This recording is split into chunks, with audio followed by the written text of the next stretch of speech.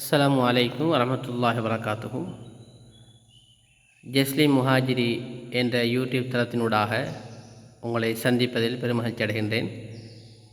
நேற்றைய தினம் நாங்கள் குர்ஆன் ஓதுகின்ற அமைப்பில் படிக்கக்கூடிய மாணவர்களுக்கு தெரிந்து வைத்திருக்க வேண்டிய மிக முக்கியமான ஆரம்ப அம்சங்களை பார்த்தோம். அந்த வகையில் இரண்டாவது பகுதி மிக இலகுவான முறையில் குர்ஆனை படிப்பதற்கு என்னென்ன விடயங்கள் நீங்கள் தெரிந்திருக்க வேண்டும் என்பதை இங்கே நான் விவரித்திருக்கின்றேன். ஒரு குர்ஆன் ஓத தெரியாத மாணவர் அல்லது வாலிபர் அல்லது வயோதிபர் ஆரம்பமாக குர்ஆனை கற்பதாக இருந்தால் அல் ஹுரூஃப் என்று சொல்லக்கூடிய 29 எழுத்துக்கள் கட்டாயம் முதலாவதாக தெரிந்திருக்க வேண்டும். இரண்டாவதாக அல் ஹரகாத் என்று சொல்லப்படுகின்ற 11 அடையாள குறியீடுகளையும் அவர் கட்டாயம் தெரிந்திருக்க வேண்டும். மூன்றாவதாக படித்த அந்த அல் ஹுரூஃப் அரபு எழுத்துக்களையும் அல் ஹரகாத் அடையாள குறியீடுகளையும் ஒன்றாக இணைத்து எழுத்து கூட்டி ஓத தெரிந்திருக்க வேண்டும். இந்த மூன்றையும் தெரிந்த பிற்பாடு பூரணமாக எப்படியும் அவர் குர்ஆனை ஓதுவதற்கு முயற்சி செய்து விடுவார், ஓத ஆரம்பித்து விடுவார். சரளமாக ஓத ஆரம்பித்த பின்னால் கடைசியாக தஜ்வீதுடைய சட்டங்களை படித்து குர்ஆனை அழகான முறையில் தஜ்வீத் முறைப்படி ஓதுவதற்கு முயற்சி செய்து வெற்றி அடைந்து கொள்ளலாம். இந்த 4 மிக முக்கியமான அம்சங்கள் இன்ஷா அல்லாஹ். தொடர்ந்து இன்று நாங்கள் இரண்டாவது பகுதியான தாலீம் குர்ஆனுடைய நேற்று அலிஃப் பா தாசா 4 எழுத்துக்களை பார்த்தோம். இன்று ஏனைய எழுத்துக்களை பார்க்கலாம்.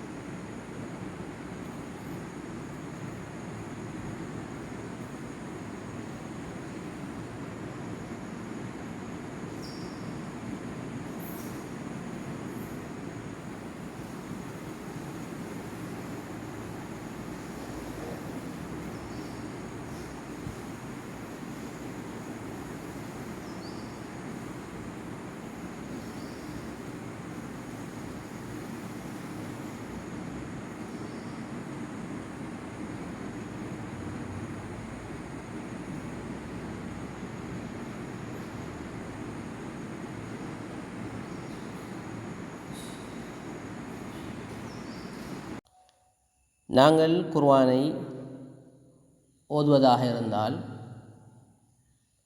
கட்டாயமாக அத்தஅவுத் அல் பஸ்மலா ஓதித்தான் ஆரம்பிக்க வேண்டும்.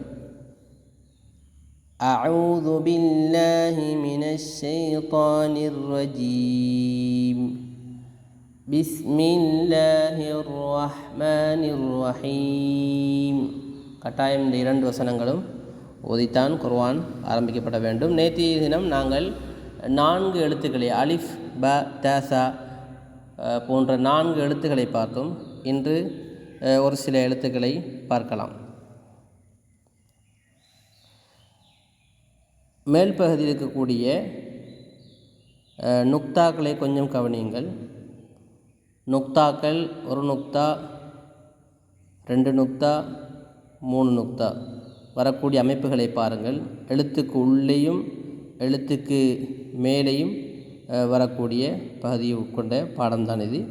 முதலாவது எழுத்து ஜீம், ரெண்டாவது எழுத்து ஹா. இந்த ஹா என்று சொல்கிற இந்த சத்தம் நாங்கள் ஹெக்ஸ்டோபி சாப்பிட்டா எப்படி இருக்கும் அந்த சவுண்டு வர வேண்டும். அது சாப்பிட்ட பின்னால் நாங்கள் வாயால் மூச்சு விட்டால் ஹாண்டு கேட்கும். அதே போன்ற அமைப்பில் தான் இந்த எழுத்து வர வேண்டும். ஹா. மூன்றாவது எழுத்து ஹா. ஹாவும் ஹாவும் ஒன்றல்ல, 2 வித்தியாசம். அதை புரிந்து கொள்ள வேண்டும். பிள்ளைகளுக்கு நீங்கள் பழக்கின்ற பொழுது இதுக்கு இடையிலான 2 வித்தியாசங்களையும் சொல்லிக் கொடுக்க வேண்டும் கட்டாயம்.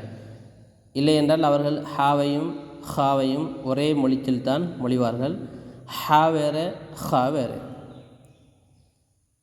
ஹா, சா, ஹா த ஜீம் ஹா ஹா ஹா ஜீம் ஹா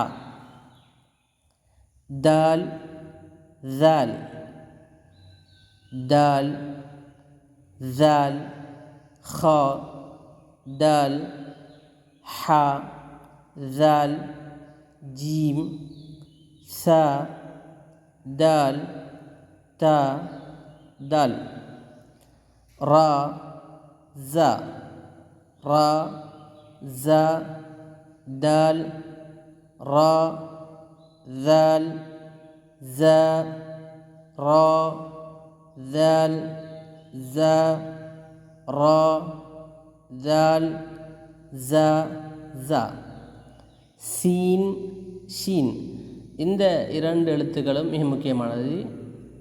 மொழிகின்ற பொழுது கடைசியாக சீம்ண்டு உம்மன்னாவில் முடிக்கிறது இல்லை. சீம் ஷீம்ண்டு பெரும்பான்மையான பிள்ளைகள் ஓத தெரியாதவர்கள் ஆரம்பமானவர்கள் ஓதுவார்கள். அது சீம் அல்ல, சீன் என்னன்னாவில் நூனில் முடியணும். சீன் ஷீன், இது சீன் சொல்லப்படும், இது ஷீன் என்று சொல்லப்படும்.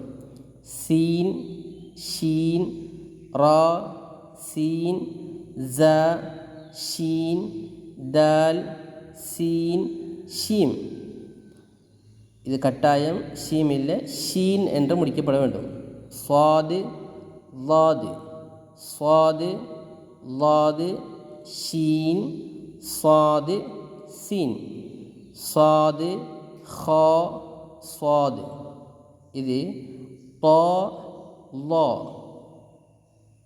தா லா சாது ஷீன் தா லாது தா சீன் ரா ரா ரா ஜா ஜா ஜெட் வடிவத்தில் வரணும். ஜா தால் ஹா தா தால் ஜீம் ஜீம்னு முழுமையாக சொல்லப்பட வேண்டும். த ஹா சா அலிஃப் லா பா